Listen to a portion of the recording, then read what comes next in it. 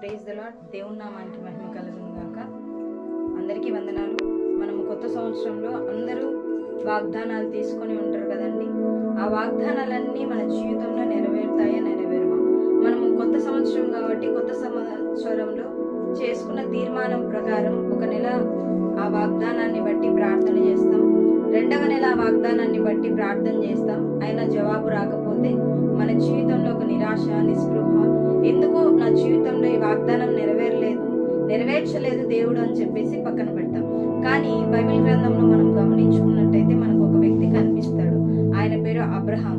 అబ్రహాంకు దేవుడు 75 సంవత్సరంలో ఒక వాగ్దానాన్ని ఇచ్చాడు. ఆ వాగ్దానం ఏమంటే, నీ యొక్క సంతానాన్ని ఇసుక రేణువులంత విస్తారముగా నేను విస్తరింపజేసేదను అని వాగ్దానం ఇచ్చాడు. కానీ ఆ కాలం గడిచిపోతూ ఉంది. కానీ అబ్రహాము నిరాశ చెందలేదు, నిస్పృహ కాలేదు.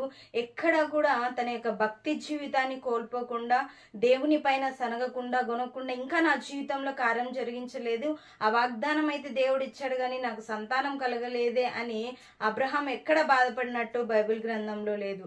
కానీ దేవాది దేవుడు అబ్రహాంకి ఇచ్చిన వాగ్దానము ఆయన యొక్క విశ్వాసాన్ని బట్టి 100 సంవత్సరాల వయసులో నెరవేర్చాడు.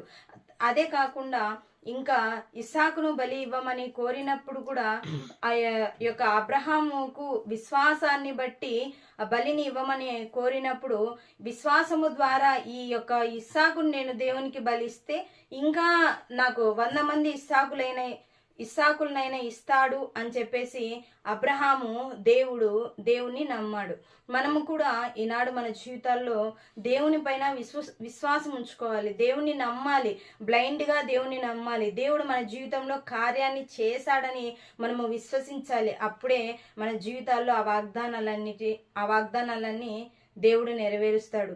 ఒక్కొక్కసారి మన జీవితంలో ఆ వాగ్దానాలు నెరవేరకపోయినప్పుడు ఎందుకు దేవుడు నా జీవితంలో వాగ్దానాలు నెరవేర్చలేదు, ఇంకా లేట్ అవుతుంది, ఆలస్యం అవుతుందని చింతిస్తూ ఉన్నావా, బాధపడుతున్నావా, నిరాశ చెందిపోతున్నావా, ఇతరులను చూస్తున్నావు, వారి జీవితాల్లో అన్ని వాగ్దానాలు జరిగిపోతున్నాయి, నా జీవితంలో ఇంకా జరిగిపోలేదని బాధపడుతూ ఉంటే, ప్రియమైన సహోదరి సహోదరుడా, నీకోసమే ఈ యొక్క వాక్యము దేవుడు పంపిస్తున్నాడు. నా యందు విశ్వాసం ఉంచు వారిని నేను ఎప్పుడు సిగ్గుపరచబడనీయను అని దేవుని వాక్యం సెలవిచ్చిన రీతిగా మన జీవితాల్లో మనకు ఇచ్చినటువంటి వాగ్దానాలన్నీ దేవుడు నెరవేర్చులాగున మనము ఆయన సన్నిధిలో మోకరించి ప్రార్థన చేసినప్పుడు ఆయన మనకు ఈ యొక్క వాగ్దానాలన్నీ నెరవేర్చేవాడిగా ఉన్నాడు.